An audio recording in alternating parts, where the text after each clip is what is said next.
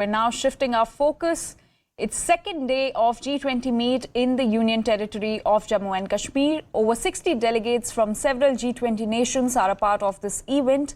The valley has been decked up for the summit, and the inauguration of third G20 Tourism Working Group meeting will be held today.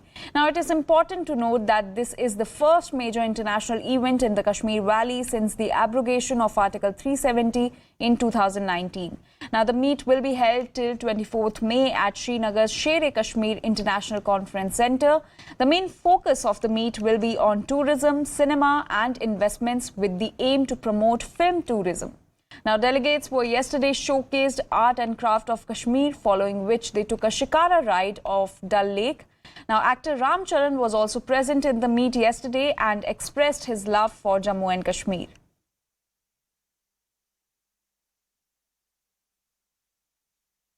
If there is one place in Srinagar which you can't miss on your travel, it is world-famous Dal Lake behind me. And today, the delegates which have come under G20 to Srinagar are enjoying a shikara ride in this lake. And then the shikaras have taken them to Char Chinar, which is a small island in the middle of Dal Lake, which has 4 chinar trees on its 4 ends. And they have been shown that what the Kashmir has to offer, because the main purpose of this visit is to attract foreign travelers and tourists to Kashmir and to make sure that these foreigners come to Valley. You can see the lighting has been done on these shikaras and there has been a beautification which has been done to give it a charming look so that it could look more attractive.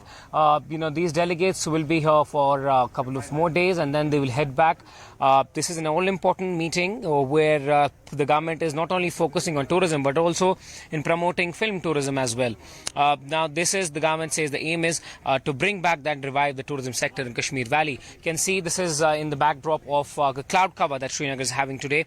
Now, the meeting will go on for days and one has to see what emerges from these important meetings. How do you see opportunities in Kashmir? I'll ask you a precise question because Saudi is also slowly moving from oil economy to tourism economy. And how do you see that in context of Kashmir? I think the Saudi market is one that's hungry and eager to travel and explore the world. And I think because of the good relations between Saudi Arabia and India that are already in place, it's only a matter of time before more and more people from Saudi Arabia do get to experience Kashmir and all its beauty and all that it has to offer. And it's part of our job to go back and expedite that process. Do you think this can be somewhere where people of Saudi can come and explore and live here because it's a completely different landscape from what Saudi has to offer? I'm not sure if living here is something that people in Saudi Arabia would be keen on doing just yet. But then again, I wouldn't know. It's up to everyone's personal choice. But I definitely think that it's a place that they would like to visit because this is something that Saudi has a market for. There are more than enough people who are interested in the type of tourism that Kashmir offers. So I think there's definitely potential to capitalize on.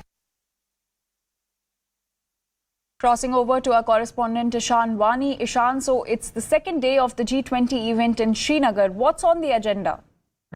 Well, today is the inauguration of G20 tourism meetings, and today we'll have 4 events happening. In the morning, we're told the inauguration will be done by Lieutenant Governor along with the team of G20 members and also the delegates which have come. Apart from that, we are also expecting the side event on film tourism because that is something which the government is keen on focusing. Then there is an interaction of media with the Lieutenant Governor and also the delegates which have come. There will be a press conference we're expecting in the evening. So there are multiple events which are lined up for today. Yesterday, they were also shown a craft bazaar which has been set up at the same Dal Lake, where first an experience of how the art and craft of Kashmir is made and how these artisans make these beautiful looking art and craft. Some of them we saw purchasing these art and craft and we were very impressed by the sort of material that is used in different art and craft. We are expecting that today these delegates will have interactions. There will be more planning, and tomorrow they are going to see different parts of Srinagar. They are going on an excursion. They are going on seeing sightseeing, where they'll be shown that what Kashmir has to offer, because these meetings intend to bring back tourism from these countries. Yesterday, we posed a question to the minister about the travel advisories which have been put by the several governments after the application of Article 370, to which Amitabh Kant, who's the G20 the Sherpa of India, replied that there is no the advisories don't mean anything, but yes, this is a positive step, and that is why we are seeing these countries on the ground in Kashmir Valley and who are interested in trying to send their tourists here, so that there could be a boost in the business in Jammu and Kashmir. Now, the administration has been keenly focusing on these meetings, given the fact that they think that this will lead in creating job creations and help in overall boost of the tourism economy. And that seems to be the main intention of the government. At the same time, films is something which prior to 1990s we'll see many Bollywood movies would be shot in Kashmir, and that is why Ram Charan, who was here yesterday, said that he was coming with his father prior to the 90s, and that will be something which he will be keenly interested on for shooting films in Kashmir. And that is the government's aim, that to revive and bring back that culture, that not only these countries are able to shoot here in Kashmir, but also cinema from Bombay also lands here. And the overall film industry in India is also able to shoot here under a single window system, where a film policy has been devised by the government, which will help filmmakers who want to shoot in Kashmir.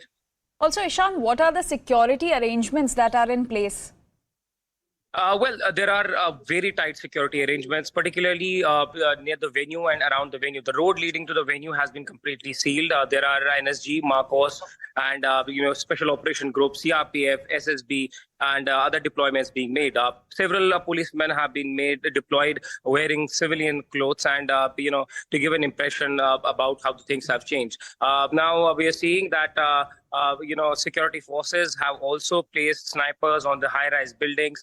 And there are teams, anti-drone technologies also in action around the venue, that if there is any use of drone, because we have seen that a bit of technology also being used by the militant outfit. So to avoid any sort of eventuality, what is being ensured is that they are able to tackle it down, and they have the adequate technology. One of our sources described it that every kind of technology which we needed has been sent by the government to stop any kind of militancy related activity or an attack, because one, they don't want these attacks to take place. There has been imminent threat post Rajouri attack, and that is why security forces don't want to take any chances, and that is why different teams of police from Jammu have also been brought into Kashmir.